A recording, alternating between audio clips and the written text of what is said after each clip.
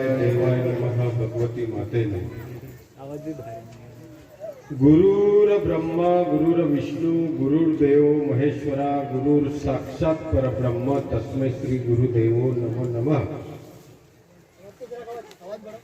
आराध्य तथा परम दैवत शिव प्रभु शिव शंकर भोलेनाथ, शक्ति स्वरूप माता जगदंबा, माता गायत्री, माता सप्तशृंगी, माता यहामुगी, देवमोगरा माता, ग्राम दैवत, ग्राम रक्षक हनुमान दादा, मारुती महाराज, महान शांततेचे महान दैवत भगवान गौतम बुद्ध,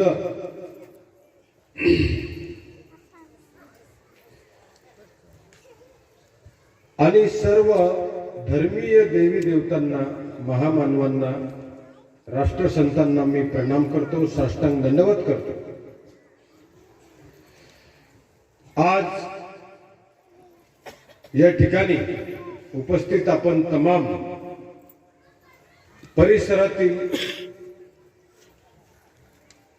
निजर तालुका असेल, चिखली तालुका असेल, नवापूर तालुका असेल, नंदुरबार तालुका असेल, आजूबाजूच्या परिसरातून तसेच दुरून दुरून सुद्धा या ठिकाणी एकत्रित झालेले दीव दमन पासून आलेले लोक मला दिसले। दमन पासून 8 गाड्या आलेल्या आहेत, दीव दमन पासून। त्यानंतर मनुबाई आणि हे धरमपूर वलसाड या साइड मधून आलेले। त्यानंतर दुरून दुरून या ठिकाणी आवाज थोडा कमी कर, दुरून दुरून या ठिकाणी आलेले आपण सगळे भाविक भक्त बंधू भगिनी माता पिता बालगोपाल आपल्या सर्वांना मी सप्रेम नमस्कार करतो। आणि आज बंधूंनो, ज्यांनी हा कार्यक्रम 1 वर्षापासून बुक केलेला आहे, ज्यांनी हा कार्यक्रम 1 वर्षापासून घेतला आणि त्या पूर्ण ग्रामवासीय घोगळपाडा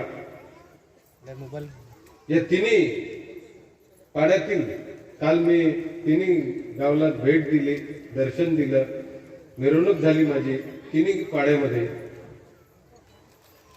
तर आपल्या समस्त ग्रामस्थांचं, या घोगळपाडा आणि आसपासचे 3 पाडे, त्या तिन्ही गावाचं, आपल्या सर्वांचं मी हार्दिक स्वागत करतो। आणि आज या ठिकाणी मनुबाई, गुजरात राज्याचा अध्यक्ष मनुबाई जोपळे, ज्यांना आता आपल्या भाषेमध्ये मार्गदर्शन केलं, त्यानंतर आजच ज्यांना पद दिलं असे ते रविभाई वानेवीर, त्यांना नंदुरबार जिल्ह्याचं जिल्हाध्यक्ष पद दिलं। अतिशय सुंदर असं मार्गदर्शन त्यांनी केलं की एक रोपटं लावल्यानंतर ते झाड तयार करायला 100 वर्ष लागतात, 50 वर्ष लागतात, 20 वर्ष लागतात, तेव्हा कुठे त्याला फळं लागायला लागतात। पण ते झाड जर नष्ट करायचं म्हटलं तर 1 मिनिट सुद्धा कमी आहे। आजकाल अशा मशीनी तयार आहेत की 2 मिनिटात ते झाड खाली पडतं। अशाच पद्धतीने आमच्या रविभाऊनं सुंदर असं सांगितलं की एक पोरगा तरुण करण्यासाठी, 20-22 वर्षाचं तरुण करण्यासाठी आई वडिलांना कष्ट करावं लागतात, त्याला किती झोपावं लागते, दवाखान्यात न्यावं लागते, त्याला खाऊ पिऊ घालावं लागते, त्याच्यासाठी कष्ट करावं लागते, त्याला शाळेत घालावं लागते, कॉलेजमध्ये घालावं लागते। आणि दारू पिऊन ज्यावेळेस त्याचा ऍक्सिडेंट होऊन 1 सेकंदात तो मरून जातो, त्यावेळेस केवढं दुःख त्या आई वडिलांना होतं की एक झाड आपण किती मोठं केलं। खूप सुंदर असं ते सांगितलं त्यांनी।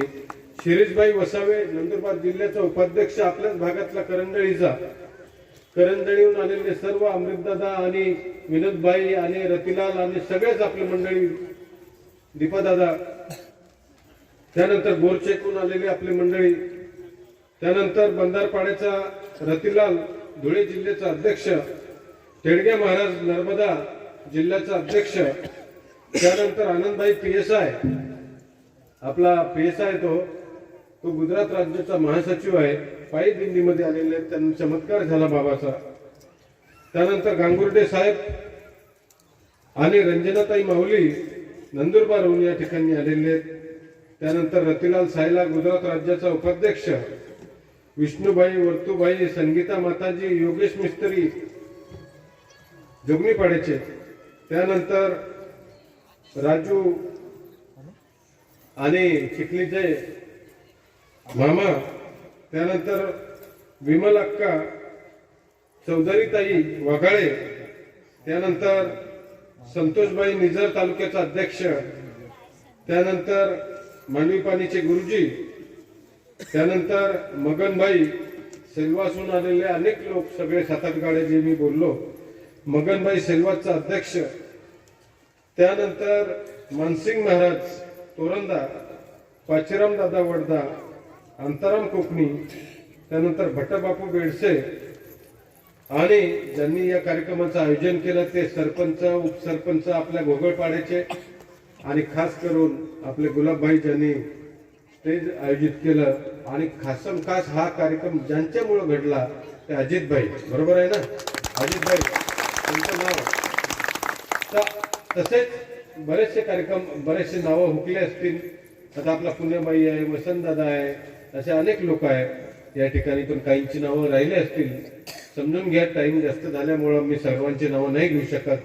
आणि माझे माता भगिनी, बंधू भगिनी, आपल्या सर्वांना मी सप्रेम नमस्कार करतो आणि कार्यक्रमाला सुरुवात करतो. माझ्या बंधूंनो, मराठी समजते आहे ना, माझ्या बंधूंनो, शेषराव बाबांना आयुष्यभर आदिवासी समाजाची सेवा केली आणि त्यांच्यानंतर 23 वर्षापासून त्यांच्या सांगण्यावरून मी सुद्धा 23 वर्षापासून आदिवासी समाजाची सेवा करत आहे. 60 लाख आदिवासी लोकांची दारू सोडली मी 23 वर्षामध्ये. आणि हे सांगोवांगीच्या बोलण्याच्या गोष्टी नाहीये. मी तुमच्यामध्ये इतका मॅच होऊन गेलो की मी आता तुमच्या परिवारातलाच माणूस झालेलो आहे. हे तुम्हाला सुद्धा माहिती आहे. तुम्हाला सुद्धा माहिती आहे. शेकडो आदिवासीच्या घरी मुक्कामी थांबलो, तुमच्या हातचं जेवण केलं, तुमच्या बरोबर जेवण केलं. आणि मी या 23 वर्षामध्ये एकच अभ्यास केला आणि एका निर्णयापर्यंत मी येऊन पोहोचलो की या जगामध्ये आदिवासी सारखा इमानदार माणूस या जगात सुद्धा शोधून सापडू शकत नाही.